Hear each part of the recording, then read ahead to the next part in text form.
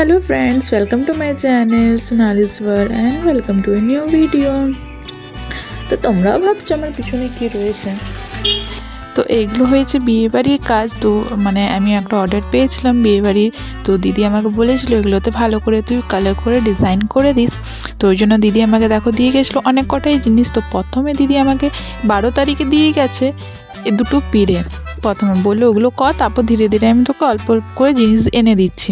আর দিদির বিয়ে ছিল 20 তারিখে। তো অনেকটাই শর্ট টাইমের মধ্যে আমাকে করে দিতে হয়েছে। দিয়ে এখানে দেখো কি সুন্দর প্যাক করা ছিল, মানে দিদি এটা ওদের বাড়ির ওইখান থেকে এসেছিলো। তো ওই জন্য এত সব বাঁধা রয়েছে, দিয়ে আমি কোনোতেই খুলতে পারছিলাম। তারপর দেখো আমি ক্যাঁচি দিয়ে তারপর সব সেলাইগুলো আমি কেটে নিচ্ছি। আর বেশ বড় বড় দুটো পিড়ে ছিল, অনেকক্ষণ সময় লাগলো আমার এটা খুলতে। আর দিদি আমাকে আগেই বলে দিয়েছিল কীভাবে মানে কীরম দিদির ডিজাইন দরকার, বলেছিল চারদিকটাতেই মানে একটু ভরাট কাজ হয় যেন, আর মাঝে হালকা ডিজাইন বা টুপুর বা কিছু একটা করে দিতে। নাম লিখে আগে মানে ভাবছিল নাম লিখবে কি লিখবে না করে, দিয়ে লাস্টে বললো না থাক, নাম লিখতে লাগে না, তুই এমনি করে দে। দিয়ে দেখো কত স্ট্রাগল করে আমাকে বের করতে হলো এই দুটো পিড়ে। অনেকটাই সময় লেগে গেল পিড়েগুলো বের করতে, যেহেতু ভালো করে সেলাই করে রাখা ছিল। তারপর মানে যেহেতু অনেক দূর থেকেই এসছে, তো ওই জন্য এত সুন্দর করে প্যাকিং করে সব পাঠিয়েছিল। আর অনেক পিড়িগুলো আমি দেখেছি প্লেনই থাকে, মানে এটাতে দেখো একটু উঁচু করা রয়েছে। তো এটা আমি এরকম জানতাম না এরকম উঁচু করাও পিড়ে হয় বলে। দেখো কি বড় বড় সাইজ পিড়ের।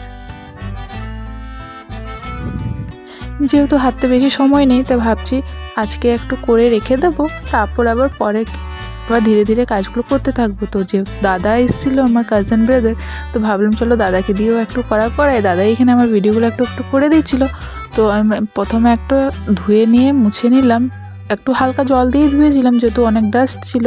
দিয়ে দেখো কালারগুলো সব আমি রেডি করে নিয়েছি। এটাতে বেস কোট করে মানে 3বার আমি কালার দিয়েছি, তারপর গিয়ে কালারটা খুব সুন্দর ফুটে এসছে। হোয়াইট কালারটা যেহেতু কম ছিল, ওই জন্য প্রথমে আমি হোয়াইট কালারটা এখানে দিয়েছিলাম না, রেড কালারটাই ডাইরেক্ট দিয়েছিলাম, যেহেতু দিয়ে রেড কালারটা বড়টাই নিয়েছিল।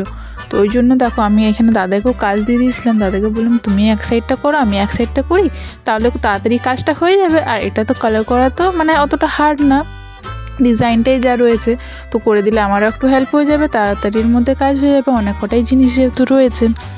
তো দেখো এদিকে ওই সাইডটা দাদা করছে আর এই সাইডটাতে আমি করছি।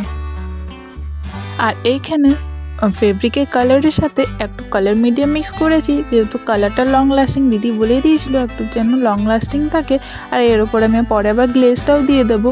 তো দেখো ওই সাইডটা দাদা করছে আর এই সাইডটাতে আমি করে নিচ্ছি হাফ হাফ করে তাড়াহুড়া করে, যেহেতু 2-3বার লেয়ারটা দিতেই হবে কালারে, তাহলে ফুটে ভালো আসবে। যেহেতু আমরা হোয়াইট বেসটা দিইনি, ব্রাউনের ওপর রেড কালারটা ডাইরেক্ট দিয়ে দিয়েছি বলে ডাল লাগছিল, ফার্স্ট সেকেন্ড লেয়ারে ডাল লাগছিলো, তাই আমাকে 3rd লেয়ার অবধি দিতে হয়েছিল। এই দেখো ওইদিকে এবার দাদা করছে, আমি তারপর এই সাইডে চলে এলাম আর একটা পিড়িটা কালার করে নিতে। কিন্তু দুটোই একসাথে ভেবেছিলাম স্টার্ট করব বলে। এবার যত তাড়াতাড়ির মধ্যে করা যায়, তারপর মাঝে আমারও ক্লাস আছে, অনেক কিছুই মানে রয়েছে, তো সেরকম আর সময় হবে না। এই কদিনের মধ্যে আমাকেও করে নিতে হবে, শনি রবি এমনিতে আমি খুব ব্যস্ত থাকি। দিয়ে দেখো অলমোস্ট আমার এই পিড়িটাও হয়ে গেছে, আর ওই পিড়িটা দাদা বেশ ভালো করেই করে নিয়েছিল।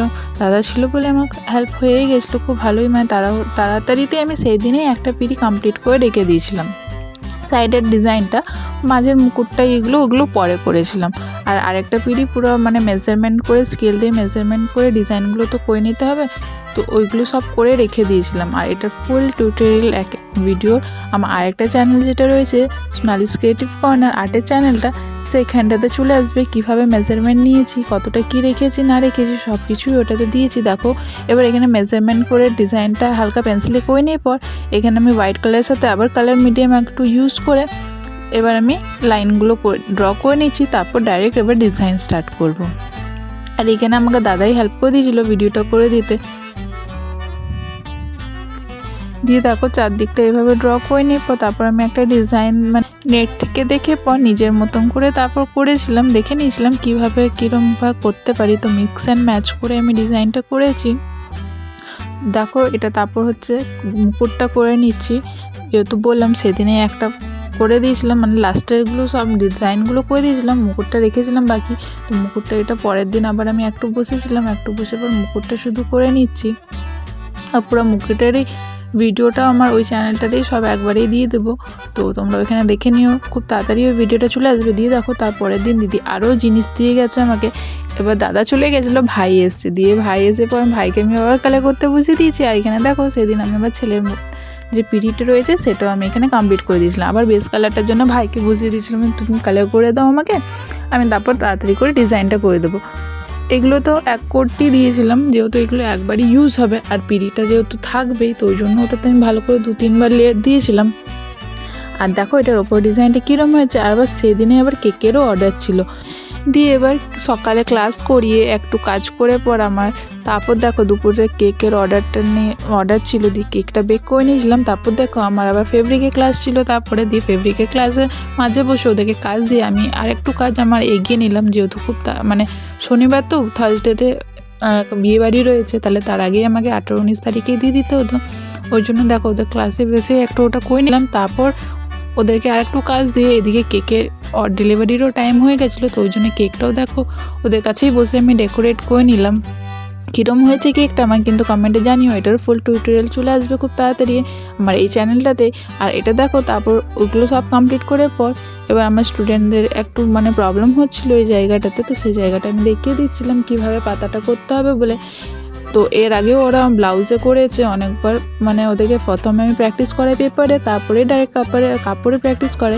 তো এবারে ওরা কুর্তা করছে। আর দেখো ওই সাইডে আমার আবার কেকের সামানগুলো সব রাখা রয়েছে। আর এখানে আবার ছুটি দিয়ে পর রাত্রেবেলা আবার বসে গেছি বাকি জিনিসগুলো করে নিতে। তো যেহেতু তাড়াতাড়ি করে শেষ করে দেবো অত ভালো হবে, কিন্তু তার পরের দিন রবিবার আমার প্রচুর মানে 3টে ব্যাচ ছিল রবিবারে, তাহলে রবিবার তো আর ড্রয়িং মানে এইসব নিয়ে আর বসেই হবে না। ওই করে ভাবছিলাম শনিবারে যতটা পারি আমি অতটা কমপ্লিট করে রেখে দিই।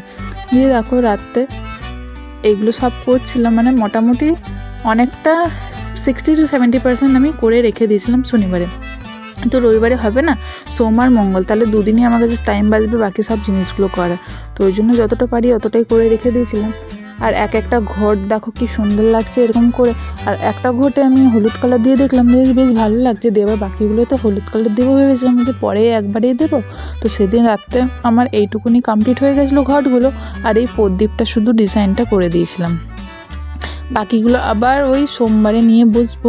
তো মেজারমেন্টটা ঠিক করার জন্য দেখো চারদিকে 4টে আগে পাতা করে নিলাম, তারপর তার মাঝে মাঝে দুটো পাতা দিয়ে দিলাম।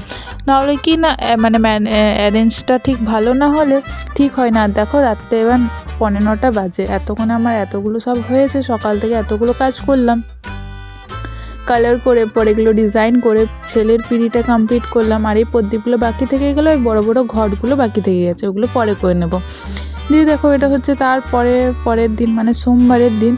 দিয়ে ওগুলোতে ভার্নিশ দিয়ে দিয়েছিলাম আমি। আর আরও কিছু জিনিস দিদি দিয়ে গেছিলো, তো ওগুলো খুব তাড়াতাড়ি আমি তোমাদের সাথে শেয়ার করব নেক্সট পার্টে। এই পার্টটা অনেক বড় হয়ে যাচ্ছিলো বলে। তো আশা করছি ভিডিওটা ভালো লেগে থাকবে, নিশ্চয়ই লাইক কমেন্ট শেয়ার করে জানিও। Thank you so much for watching.